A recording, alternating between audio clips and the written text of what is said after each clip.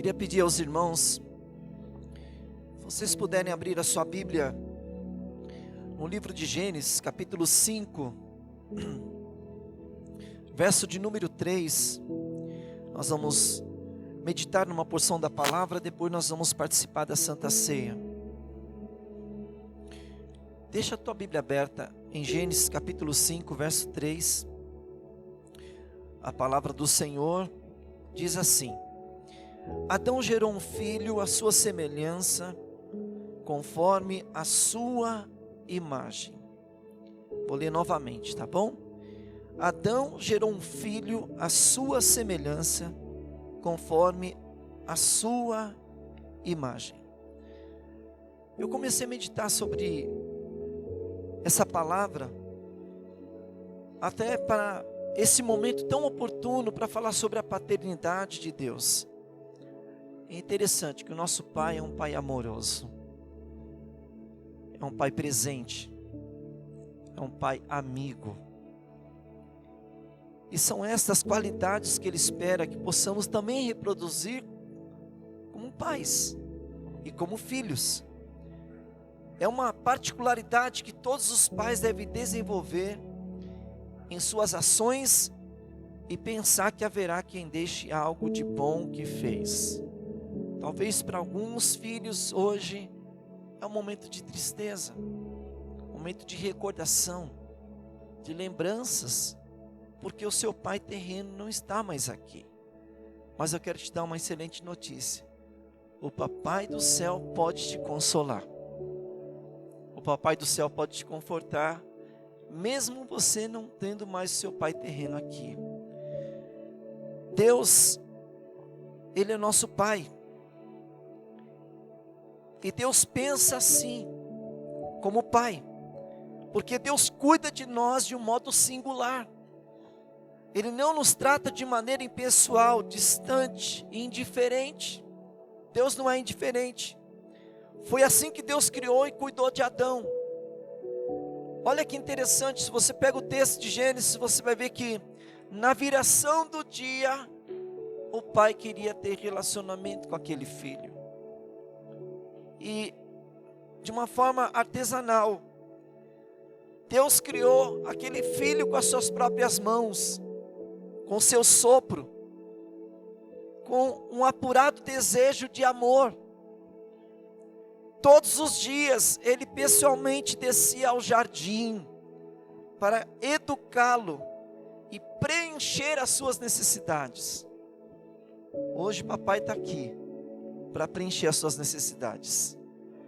Qual é a sua necessidade? Do que você precisa? O que você necessita? Após aquele período, Adão também formou uma família. A palavra aqui de Gênesis 5:3 está dizendo isso. Conta que Adão gerou um filho com todas as suas similaridades. Esse texto registra o gênero da personalidade de inúmeros fatores que compõem a complexa existência de um ser humano, masculino ou feminino. Nós estamos falando de filhos. Quantos aqui são filhos? Levante a mão. Quem é filho aí? Então o papai, ele te ama. O papai te ama. Por mais que nós possamos herdar alguns traços genéticos,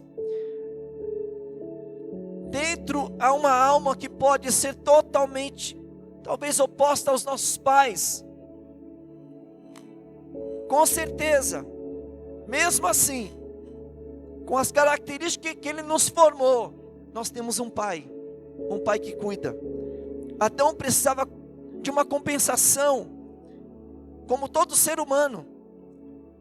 Quando eu ouço pregadores falando sobre Adão, na maioria escuto críticas, por causa da sua conduta, por causa da sua postura, talvez de muitas situações que Adão fez, de algo que ele cometeu, como alguns pregadores usam, de um pai ausente, de um marido ausente, relapso. Mas Deus não olha o ser humano assim, porque o Pai te criou, com as suas falhas, com as suas imperfeições. Ele te criou porque Ele quer te atrair para Ele. porque você pertence a Ele. Levante a tua mão para o céu, por favor. O Pai tem algo com você nessa noite, em nome de Jesus. Ele te ama. Porém, se fosse você agiria diferente, querido. Quem é pai aqui sabe muito bem, quando os filhos cometem alguns erros, ou filhas, né? Fazem algo de errado. Você vai deixar de ser pai? Não, você continua sendo pai. Mas quando aquele filho se acerta, se conserta, você como pai, você vai ter a alegria de dizer: poxa, esse meu filho se resolveu. Essa minha filha se resolveu. Quantos pais aqui que já choraram ou têm até chorado por alguns filhos aí? Levante a mão. O pai também chora, porque a Bíblia diz que o Espírito Santo intercede por nós com gemidos inexprimíveis. Ele sabe a tua dor. Ele sabe do quanto que você sofre, das angústias, das dificuldades que talvez você tenha passado ou tenha vivido. Mas não tem recompensa maior quando um filho traz alegria para um pai. E aqui, Adão não tinha todas as respostas, porque ele era um ser humano, antes e depois da queda. Adão caiu, foi o primeiro personagem e ele caiu, ele errou, ele pecou, mas mesmo assim, Deus não deixou de ser pai dele. Você já errou, você já caiu, você já talvez desapontou o seu pai, que é Deus. Mesmo assim ele não deixou de ser teu pai, e ele continua sendo teu pai, porque ele te ama. Ele te ama. A Bíblia fala que Deus amou o mundo de tal maneira que deu o seu Filho unigênito, para que todo aquele que nele crê não pereça, mas tenha a vida eterna. Deus confere a Adão a honrosa participação na obra divina, de transmitir vida, de ser pai. Olha o que está em Gênesis 1, capítulo 1, verso 31. Quando o filho nasce, temos talvez a faísca daquela alegria e satisfação que Deus sentiu, descrito em Gênesis 1, 31. A Bíblia fala assim, ó: viu Deus tudo quanto fizera, e eis que era muito bom. Deus te fez para você ser bom. Vou repetir isso: Deus te fez para você ser bom. Porque você tem um pai que também é bom. Ele é bom e ele te ama, não é? E a palavra está dizendo aqui: tudo quanto fizera, porque tudo era bom. A paternidade não restringe apenas em dar um sobrenome, alimentar a criança, dar vacinas, escolaridade, educação e deixar herança. A paternidade vai muito além, vai muito além. Você tem uma marca registrada em você. Você é filho do Pai eterno. Você é filha, você é filho de Deus. Posso ouvir um glória a Deus aí, gente? Você é filho. Mesmo com toda a correria do dia a dia, não podemos deixar algumas tarefas e terceirizar isso. Não podemos, eu não posso terceirizar o serviço com a minha filha, Letícia. Como não terceirizei o período que foi a fase da infância do Mateus, da Joyce. Nós temos que ter a nossa postura como pai até a idade adulta. Depois eles têm as escolhas. Eles escolhem. E nós não podemos mais controlar. Lembra da parábola do filho pródigo? O pai tinha tudo para aquele filho, tanto para o mais velho como para o filho pródigo. Só que um dia o filho pródigo decidiu sair de casa. E o que ele fez? Pai, dá-me que é meu direito. Ele pegou insistentemente, dizendo: dá-me que é meu direito, a minha herança. O pai, de tanto filho insistir, falou: tá bom, filho. Todos conhecem a história. Ele pegou, foi embora para uma terra longínqua, gastou tudo o que o pai havia dado para ele. Ele foi para as noites, foi para as farras, foi para os momentos de prazeres, aparentemente os momentos de festas e de alegrias. Mas quando ele perdeu tudo, o que a Bíblia diz? Ele se sentiu saudade da casa do papai. E ele começou a comer bolotas de porco, diz a Bíblia. Lavagem. Olha o estado que ele chegou.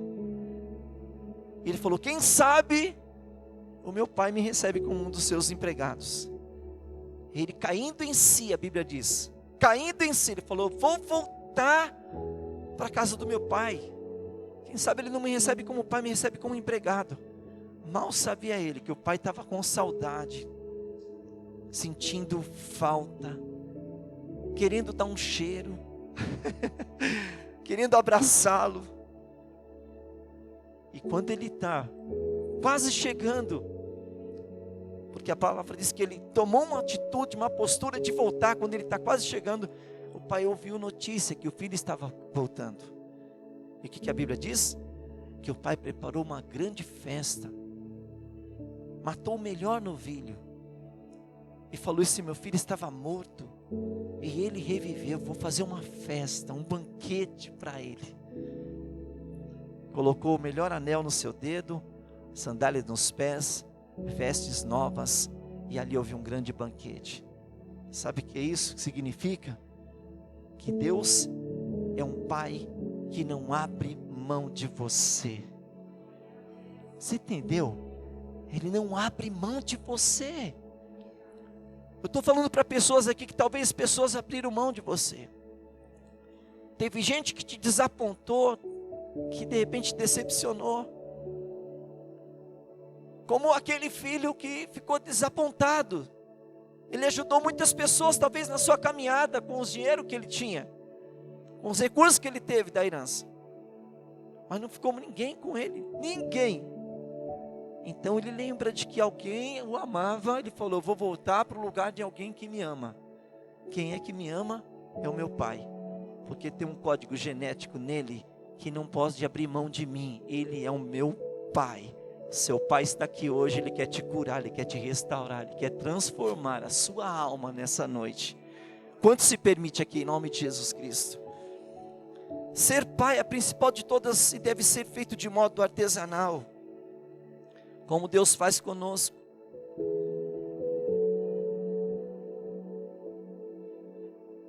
É isso que Deus faz com a gente, de uma maneira tão artesanal. Ele vai lapidando as nossas vidas. E outra notícia aqui: Deus não dá uma só melhorada não, viu? A obra que Ele faz é completa na sua vida como filha, como filho. Você está do lado de alguém? Eu estou vendo que hoje as cadeiras, a igreja está um pouco vazia, mas olha, quem está mais próximo de você, olha para essa pessoa e fala assim: ó, Jesus não deu uma melhorada em você. Fala para ele. Fala assim: Jesus já fez uma obra linda em você, meu irmão. Porque o Papai do céu está te restaurando. Você pode aplaudir ao Senhor Jesus por isso, meu irmão? Amém? Glória a Deus. Aleluia. Quando nós participamos da criação gerando vida, nos realizamos por aderir à missão de Deus. Por isso, irmãos, que nós temos que gerar vidas. Dia 28 nós vamos ter um culto do amigo aqui. Você entendeu? Nós vamos ter um culto do amigo aqui. O mínimo que nós queremos atingir é 30 pessoas. Dessas 30 pessoas nós vamos passar aqui, ó, vamos fazer aqui no altar um sorteio para que uma pessoa desses amigos vá para o encontro. A igreja que vai patrocinar isso, nós vamos deixar com que ele vá na faixa, em nome do Senhor. Amém, gente? É possível a gente alcançar 30 pessoas aqui no dia 28? Nós vamos fazer um apelo aqui. Eu acredito que nós vamos ter muitas almas que vão entregar a vida para Jesus. Olha para cá. E logo, logo, nós vamos ver pessoas descendo as águas do batismo, em nome de Jesus. Você crê? Você crê? Porque olha o que a palavra de Deus diz, que a grande alegria diante do Pai, diante de Deus e dos anjos por um pecador que se arrepende. Quem ganha a alma é sábio. Então Deus vai te dar condição para isso e você vai trazer mais um. Quantos creem que você pode trazer mais um em nome de Jesus? Nós somos preenchidos por realizar o anseio que tínhamos na infância. Quando éramos pequenos, desejavam nos tornar grandes, adultos.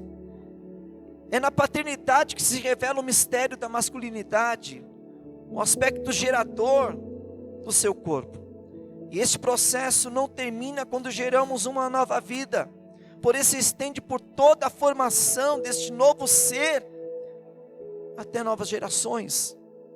E uma grande modificação ocorre quando nós permitimos, a cada fase, na condição de pai, nós temos a oportunidade de experimentar e entender a paternidade de Deus também. Quantas vezes, queridos, eu tenho experimentado isso, a paternidade do Pai, o quanto isso é tão importante para a nossa vida. Deus mostra essa paternidade pela atitude de cuidar das nossas necessidades.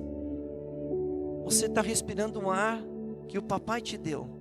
Você está com saúde porque o papai te deu. Você está empregado porque o papai te deu. Se você está desempregado, o papai vai te dar um emprego logo logo. Se você está passando dificuldade, papai sabe do que você precisa e Ele não te desampara. Ele está te amparando e guardando você. Você pode dar um glória a Deus, meu irmão. É a adoção que nos atribui. Em 2 Coríntios 6,18 diz: e serei pai de vocês, e vocês serão meus filhos e minhas filhas. Maravilha, irmão. Você tem um pai eterno. Estou ouvindo só um glória a Deus aqui, gente. Você tem um pai eterno. A paternidade de Deus é comprovada na sua infinita misericórdia, pois Ele perdoa todos os nossos pecados. Olha o que está escrito em Isaías 43, verso 25. Mas, sim, sou eu que resolvo o problema dos pecados de vocês. E o que eu faço? Eu não guardo lista dos seus pecados. A Bíblia diz que o Senhor leva o nosso pecado para o mar do esquecimento. Sabe aqueles pecados que a gente lembra e até quer te colocar numa condição na parede? Olha para cá, por favor. Deus não lembra do seu pecado, porque o seu pecado já foi cravado lá na cruz do Calvário, e você é liberto pelo sangue de Jesus Cristo. O ser humano tem a tendência de nos acusar. O ser humano tem a tendência de nos condenar diante de uma situação. Mas Deus, Ele é um juiz. Além de pai, Ele é um juiz, que Ele diz assim: olha, esse meu filho aqui, ele não tem dívida nenhuma mais, já foi paga, porque o meu único filho já foi lá na cruz e pagou o alto preço pela alma dele, pela vida dele. Você está entendendo, meu irmão? Então, o nosso pai aplica a correção em nós, como verdadeiros filhos. Não vemos um pai se empenhar, se não tiver responsabilidade na empreitada de corrigir os filhos. Lógico que muitas vezes Deus quer nos corrigir, sim, mas a correção de Deus vem com uma dosagem de amor sobre nós. Toda a correção do Pai, que é Deus, é para o nosso melhor. É para o nosso melhor. Hoje eu estava meditando num período de oração de manhã. A palavra de Deuteronômio foi até a palavra do dia que eu enviei para os irmãos. Deus às vezes permite a gente passar por aflição, por dificuldade, por problemas, para saber o que está no meu coração, no teu coração. Sabe a prova que você está passando? Sabe a luta que você está passando? Deus está permitindo para saber o que está no teu coração, porque Deus tem o melhor para você.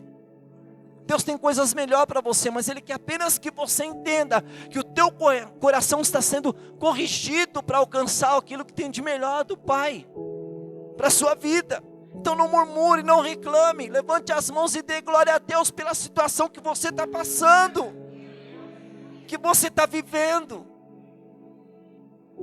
Deus tem uma preocupação, porque pertencemos a Ele, de nos libertar da rebeldia. Põe a mão no teu coração, por favor. Fala: Pai, me liberta da rebeldia, Senhor. Sabe por quê, irmãos? A rebeldia, a rebelião é como pecado de feitiçaria. E tem muitos filhos que estão enfeitiçados, estão debaixo do encantamento terrível. Como o filho pródigo que estava daquela forma, mas quando ele foi liberto, ele voltou para o Pai, totalmente transformado e aceito pelo Pai, e não ficou mais debaixo daquela rebeldia, daquela rebelião, porque a rebelião, ela causa estrago. Mas toda pessoa, ou filho ou filha, que se rebela, depois ele entende que há um caminho do arrependimento, e ele se volta para o Pai, o quanto o Pai se alegra em ver aquele filho ou aquela filha voltando. Ele liberta da rebeldia através da correção, e esse é um aspecto importante da paternidade. Em Hebreus 12:8 diz o seguinte: mas se estáis sem orientação, da qual todos se têm tornado participante, então não são filhos legítimos, mas bastardos. Irmãos, Deus não quer filhos bastardos, Deus quer filhos obedientes à sua palavra. A sua palavra. Quantos querem ser obedientes à palavra do Senhor aqui? O nosso Pai inclui valores eternos aos seus filhos. E esses valores são avessos ao veneno da cultura que nós estamos vivendo hoje. Qual a cultura que nós estamos vivendo hoje, irmãos? Como tem sido difícil esses dias. Dias difíceis que nós estamos passando. Mas eu estou olhando para homens e mulheres que você quer obedecer e quer agradar o coração do teu pai. Quantos querem agradar o coração do teu papai aí? Na paternidade de Deus, o direito de ter as coisas impõe uma cláusula ignorada. Somos ensinados que herdamos também uma cruz. Herdamos uma cruz. Aquele que quer vir após mim, tome a sua cruz e negue-se a si mesmo. Não é o pastor Jorge que está dizendo isso, é a palavra de Deus. Aquele que quer vir após mim, tome a sua cruz e negue-se a si mesmo. Eu tenho que me negar todos os dias, matar o velho Jorge, a velha natureza, para entrar em novidade de vida com meu papai. Quantos querem dar em novidade de vida aqui? Então há uma condição. Somos ensinados a herdar também a cruz. Algum tipo de sofrimento por sermos filhos de quem foi recusado, odiado pelo mundo. Ser cristão, irmãos, vai chegar uma época que você vai ser odiado. Talvez até em situações de insultos contra a sua vida. Mas não negue a tua fé em Deus, o teu Pai, porque o que te espera é uma morada celestial com Ele, de estar com Ele naquele dia. Seremos rejeitados, odiados, por sermos filhos de Deus. Contudo, a herança são tesouros eternos, são incalculáveis, maiores que podemos supor. Olha o que a palavra de Deus diz em Romanos 8, verso 17, na linguagem de hoje: nós somos seus filhos, por isso recebemos as bênçãos que Ele guarda para o seu povo. Também receberemos com Cristo aquilo que Deus tem guardado para Ele, porque se tomamos parte do sofrimento de Cristo, também tomaremos parte da sua glória. Esta é a forma que Ele nos trata. Essa é a forma que o Pai nos trata. Porque foi seu desejo e busca, foi a sua iniciativa que tornou-nos filhos. Fala para o teu irmão, você é filho. Fala para ele, você é filho. Quem é filho aqui? Você é filho, você recebe o amor de Deus. Você recebe a fidelidade de Deus. Você recebe o milagre de Deus sobre a sua vida. O presente. Porque Ele é amoroso, fiel. Ele é interessado em nós. Amigo, defensor, disposto a perdoar você livremente. Deus te perdoou. O Pai te perdoou. Sabia disso? Então você tem total dignidade de participar da mesa do papai. Porque o Pai te perdoou. O Pai te perdoou. Mas Ele ainda está moldando as nossas vidas com as suas mãos. Dando fôlego, amor às nossas vidas. Deus faz isso de dentro para fora, de modo artesanal. E nunca nos abandona. Aos filhos legítimos jamais dirá: não são meus. Você é de Deus, você pertence a Ele. Vamos ficar de pé, meus irmãos? Meus irmãos que são do mesmo Pai. Levante a mão para o céu agora, em nome de Jesus. Quero convidar o pessoal do louvor.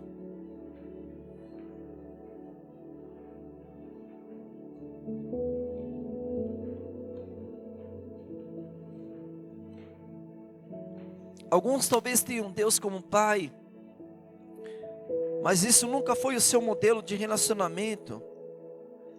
Nós temos um Pai como Deus. O meu Abba. Levante a mão assim, ó, para o céu, fala: eu tenho um Abba. Sabe o que significa a palavra Abba? Papai. Você tem esse hábito de falar isso? Ou quando você tinha o seu pai terreno, ou aqueles que ainda têm o seu pai terreno, de você dizer: Abba, papai, papaizinho. Os que são pais aqui, não sei se você recebeu um abraço hoje, mas olha, foi tão gostoso na hora que eu recebi o abraço. Primeiro, lógico, da Jo, que ela me surpreendeu hoje logo de manhã, trazendo café na cama para mim, gente. Olha que bênção. Fiz uma confissão aqui, tá, Jo? E depois o Mateus, a Joyce, a Letícia. Como é gostoso. Agora imagina, querido, você recebendo o abraço do Abba, do papai. Eu estou sentindo algo diferente aqui nessa noite. Eu estou sentindo que o Abba quer te abraçar aqui nessa noite. Ele quer te envolver aqui nessa noite. Quantos querem ser envolvidos pelo Abba aqui? Nós temos um Pai que é Deus, e essa é a compreensão que Ele espera que alcancemos. A sua paternidade prova isso, da forma que nos amou violentamente na cruz. Feche os teus olhos, como eu te disse, levante as tuas mãos. Eu não sei de que forma você pode se expressar ao Pai, a Deus. Ei, meu irmão, quebra qualquer protocolo aqui nessa noite.